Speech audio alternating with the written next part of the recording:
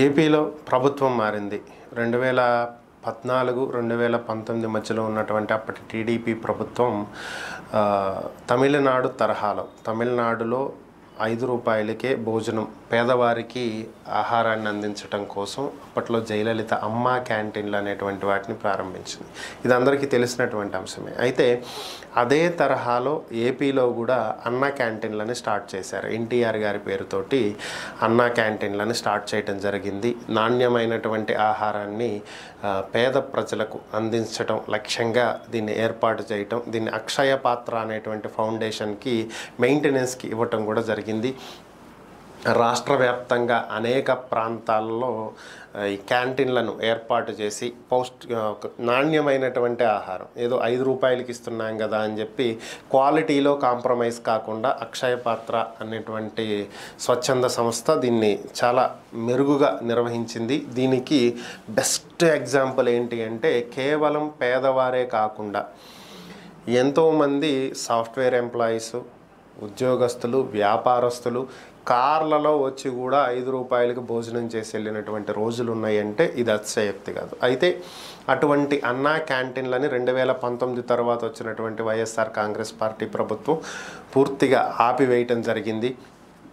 అన్నా క్యాంటీన్లను మూసివేయటం, వాటి స్థానాలలో గ్రామ వార్డు సచివాలయాలను ఏర్పాటు చేశారు. అంటే వాటి స్థానాల్లో ఏర్పాటు చేశారు అంటే ఇక్కడ నా మీనింగ్ ఏంటి అంటే గ్రామ వార్డు సచివాలయాల ఏర్పాటు అనేది వైఎస్ఆర్ కాంగ్రెస్ పార్టీ తీసుకున్నటువంటి ఒక అంశం. అయితే పట్టణ ప్రాంతాల్లో అర్బన్ ఏరియాస్లో ఈ అన్నా క్యాంటీన్లో ఎక్కడెక్కడైతే ఆల్రెడీ బిల్డింగ్స్ ఏర్పాటు చేసి ఉన్నారో వాటిని వృధాగా పోనివ్వకుండా వాటిల్లోనే వార్డు సచివాలయాలను నిర్వహిస్తున్నారు.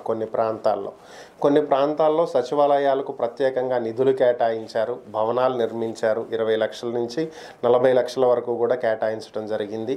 ఆ భవనాల్లో నిర్వహిస్తున్నారు. భవనాలు నిర్మించటానికి స్థలాలు లేనటువంటి ప్రాంతాల్లో ఆల్రెడీ ఈ అన్నా క్యాంటీన్లు నిర్మించున్నటువంటి ప్రాంతాల్లో వాటిని వృధాగా పోనివ్వకుండా వాటిని సచివాలయాల కింద ఉపయోగించుకున్నారు. మరి ఇప్పుడు ఈ గ్రామ వార్డు సచివాలయాల వ్యవస్థ కొనసాగుతూ ఉన్నటువంటి నేపథ్యంలో ఇప్పుడు 2024లో మరలా టీడీపీ ప్రభుత్వం ఏర్పడటం, అన్నా క్యాంటీన్లను పునరుద్ధరిస్తామని చెప్పి ఎలక్షన్ ముందే ప్రకటించడం జరిగింది. దానికి తగ్గట్టుగానే ఇప్పుడు కసరత్తులు చేస్తున్నటువంటి పరిస్థితి.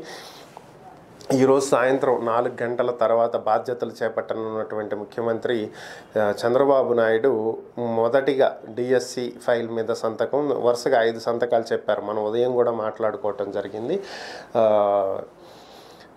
మొదటి సంతకం డిఎస్సి, మెగా డిఎస్సి మీద, రెండవ సంతకం ల్యాండ్ టైటిలింగ్ యాక్ట్ రద్దు, మూడవ సంతకం వచ్చి ఈ అన్నా క్యాంటీన్ల మీద పెడతారు.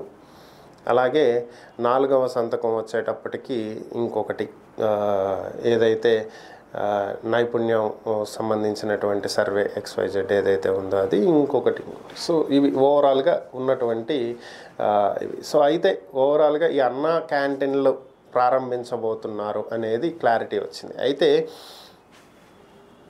ఇప్పుడు గతంలో నిర్వహించినటువంటి భవనాలు ఖాళీగా లేవు.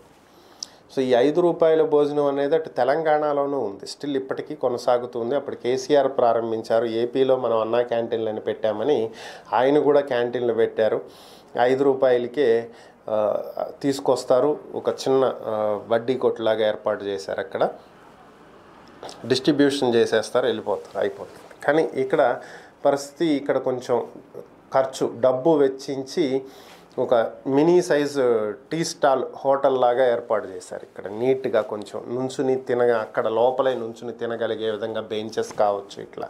సో మరి అలాంటి పరిస్థితుల్లో ఇప్పుడు అలాంటి సదుపాయాలు లేవు, ఎందుకంటే ఆ బిల్డింగ్స్ ఆల్రెడీ సచివాలయాలు నిర్వహిస్తున్నాయి. మరి అలాంటి పరిస్థితుల్లో ఇప్పుడు అన్నా క్యాంటీన్లు నిర్వహించడానికి స్థలాలు ఎక్కడ, భవనాలు ఎక్కడ, వీటి కోసం మరలా కాంట్రాక్టులు ఇస్తారా, వీటిని నిర్మిస్తారా, మరలా వీటిని నిర్మించడానికి ప్రభుత్వం ఎంత వెచ్చించాల్సి వస్తుంది, ఎంత ఖర్చు పెట్టబోతున్నారు.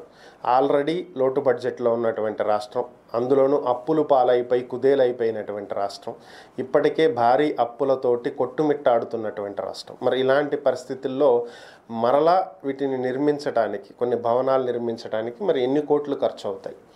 అన్ని కోట్లకి ఇప్పుడు నిధులు ఎక్కడి నుంచి తెస్తారు, కాంట్రాక్టర్లు ఎవరు, అసలు పరిస్థితులు ఏంటి, ఇవే అందరి మధ్యలో ఉన్నటువంటి ప్రశ్నలు.